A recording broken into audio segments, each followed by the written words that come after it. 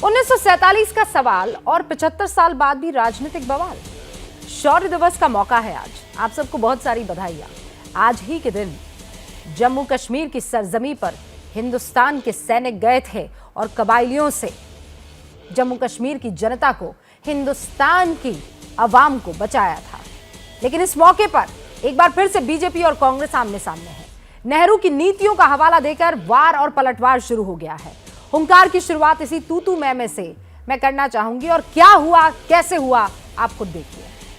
भारत के पहले प्रधानमंत्री स्वर्गीय जवाहरलाल नेहरू जी ने 5 ऐसी बड़ी गलतियां करी, भूल करी, जिसकी एक बड़ी कीमत हमारे देश को, देशवासियों को और जो कश्मीर के नागरिक हैं उनको चुकानी पड़ी। हमारे वक्त 10 साल मनमोहन सिंह जी की सरकार रही, न टारगेट किलिंग्स सुनाई देती थी, चुनाव होते थे 75% लोग हिस्सा लेते थे उस चुनाव में। आज क्या स्थिति है?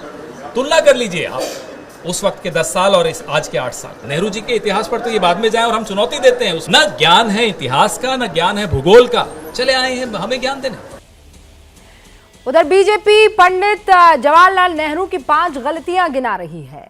रक्षा मंत्री राजनाथ सिंह ने शौर्य दिवस के मौके पर श्रीनगर में ऐलान किया कि हमारी यात्रा तब पूरी होगी जब हम 22 फरवरी 1994 के भारतीय संसद के प्रस्ताव को अमल में लाएंगे। सुनिए आप।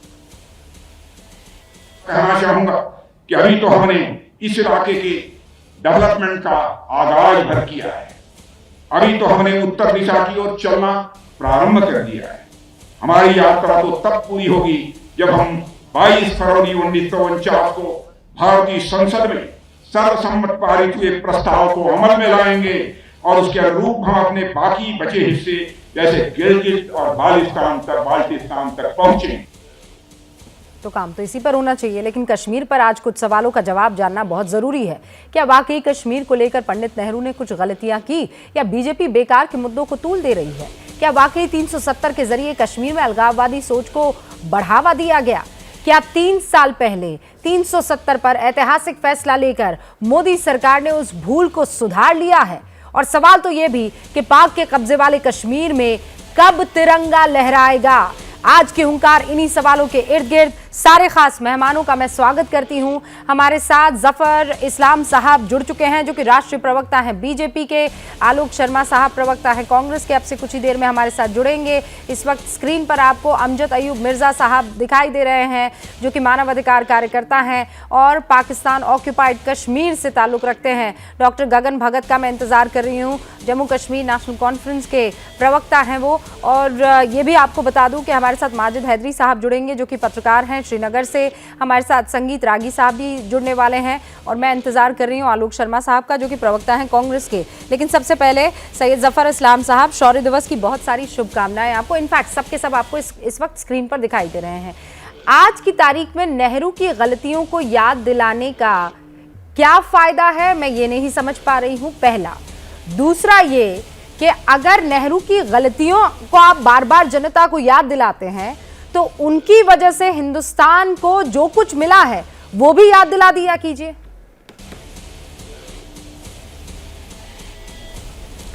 देखिए रुबैका जी, गलतियां जो की है आज उसके 75 साल हुए हैं और इस 75वें साल में लोगों को जानकारी के लिए ये पब्लिक डोमेन में है। ये कोई नए इतिहास को कोई नए तौर से रचाया नहीं जा रहा है। ये इतिहास है, उसका जिक्र किया जा रहा है और उसके बारे में लोगों को उनके जो लेख लिखा है उसमें इस चीज़ का जिक्र किया गया है और ये ब्लंडर्स हैं। अब इससे कौन इनकार कर सकता है? और ये सारे दलीलें जो है उन्होंने दी हैं इसमें कि नेहरू जी खुद पार्लियामेंट में आके इन बातों के इन दलीलों को दिया है कि भाई हमें इनफॉर्मली बताया गया था कि ये पाकिस्तान नहीं हिंदुस्तान के साथ जुड़ना चाहते हैं, महाराजा ने बताया था उस वक्त, लेकिन तब भी ये डिले करते रहे। उसको वो कौन सा कारण था? बाद में वो कारण भी पता चला कि आखिर वो कौन सा कारण था। इसलिए कि अब्दुल्ला साहब की सरकार बनानी थी उनको, इसलिए सारी चीज़ जो की उन्होंने अब्दुल्ला साहब को खुश करने के लिए की, फारूक अब्दुल्ला के फादर जो थे शेख अब्दुल्ला को। इसलिए इस चीज़ के बारे में उन्होंने सिर्फ अपने लेख में जो है उसका उल्लेख किया है। अब ये सारी चीज़ें जो है ब्लंडर है, देश के लिए ब्लंडर है और उसको हमने सिर्फ बताया है कि वो ब्लंडर था, अब उसको हम कोई सेलिब्रेट नहीं करें, लेकिन हाँ उस चीज़ जो गलतियां हुई हैं उसको सुधारने का काम कर रहे हैं। आर्टिकल 370 हमने क्या उसको कोई उस दिवस को सेलिब्रेट नहीं करते हम कि जो 5 अगस्त को 2019 को हटा दिया तो उस दिन को हमने कोई स्पेशल सेलिब्रेशन किया? नहीं, वो एक गलती थी, उस गलती को सुधारा हमने।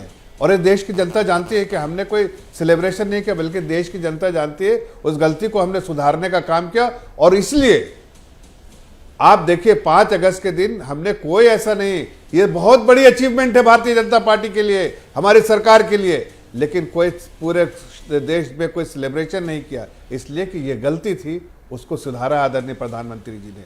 वैसे रुकिए सर, 35 है कि क्या मजबूरी है मेरी बताइए, मैं अभी आपको बताती हूँ, कि मैंने ओए होए होए होए होए, नमकीन के चटकारे लेते हुए टकटकी मार के डिबेट शो को पॉज रिपीट कर करके देख रहे हैं जोगिंदर जी। इनकी तरह आप भी देखें अपनी फेवरेट डिबेट्स को रिपीट कर और डाउनलोड कीजिए एबीपी लाइव ऐप अपने स्मार्ट टीवी पर।